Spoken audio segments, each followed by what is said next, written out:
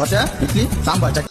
Hello ସାଙ୍ଗମାନେ ମୁଁ ଆଜି ଆପଣମାନଙ୍କୁ ନେଇକି ଆସିଛି ଏମିତି ଏକ ଭିଡ଼ିଓ ଯେଉଁ ଭିଡ଼ିଓଟା କି ଆପଣମାନେ ଦେଖିବେ କି କହିପାରିବେ କି ଭିଡ଼ିଓଟାର ତ୍ରୁଟି କ'ଣ। ପ୍ରଥମେ ଦେଖନ୍ତୁ ଆମେ ଭିଡ଼ିଓଟାକୁ ଆଗେ ଦେଖିନେବା ତାପରେ ଜାଣିବା ଯେ ଭିଡ଼ିଓର ତ୍ରୁଟି କ'ଣ।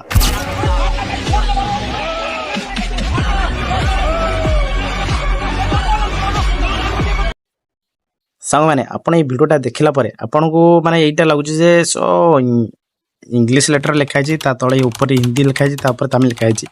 ସୋ ହିନ୍ଦୀ ଲେଟରଟା ଲିଭା ହେଉଛି କ'ଣ ପାଇଁ? କାହିଁକିନା ସେମାନେ ହିନ୍ଦୀ ପିଲାଙ୍କୁ ପସନ୍ଦ କରୁନାହାନ୍ତି କି ହିନ୍ଦୀ ଲେଟରକୁ ସବୁ ଲୋକ ସେମାନେ ନୁହନ୍ତି କିଛି କିଛି ଲୋକ ଅଛନ୍ତି ଯେଉଁ କି ତାଙ୍କୁ ହିନ୍ଦୀ ଲୋକ ପସନ୍ଦ ନୁହେଁ କି ହିନ୍ଦୀ ଲେଟର ଲୋକ ପସନ୍ଦ ନୁହେଁ ତ ହିନ୍ଦୀଟା ଲେଖେଇଦେଲେ। ମୋର ଏଇଟା କହିବାର କାରଣ ଯେ ଲାଷ୍ଟ ଟାଇମ୍ ଭିଡ଼ିଓଟା ଦେଖନ୍ତୁ କି ଭିଡ଼ିଓଟାରେ କ'ଣ ମଜା ଆସିବ ଆପଣ ଦେଖିବେ। ଯଦି ଆପଣ ସେ ହିନ୍ଦୀ ଲେଟରଟା ଲିଭେଇ ଦେଲେ ଲିଭେଇ ତ ଏଇ ଭିଡ଼ିଓଟା ଟିକେ ଝଲସ୍କ ଦେଖି ସାରନ୍ତୁ ତାପରେ ଆପଣ କୋଉଟାକୁ ଲିଭେଇବେ ମୁଁ ସେଇଟା ଭାବୁଛି। ଦେଖନ୍ତୁ ଭିଡ଼ିଓ।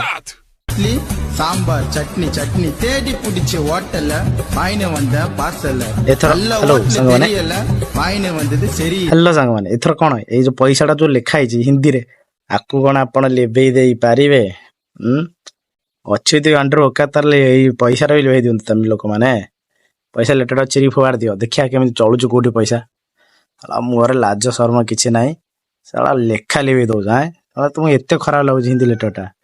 ଶଳା ତମେ କେବଳ ସେ ତାମିଲନାଡୁରେ ରହିବ, ତାମିଲନାଡୁ ଛଡ଼ା ବାହାର କୁଆଡ଼େ ବି ଯାଇପାରିବନି।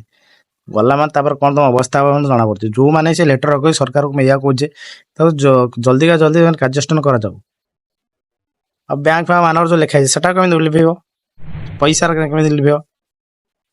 ମୂର୍ଖ ମୂର୍ଖ ତାମିଲ ଲୋକ ଅଛନ୍ତି ଭାଇ, ମୂର୍ଖ। ସବୁ ତାମିଲ ଲୋକ ନୁହନ୍ତି, କିଛି ଲୋକ ଅଛନ୍ତି ମୂର୍ଖ।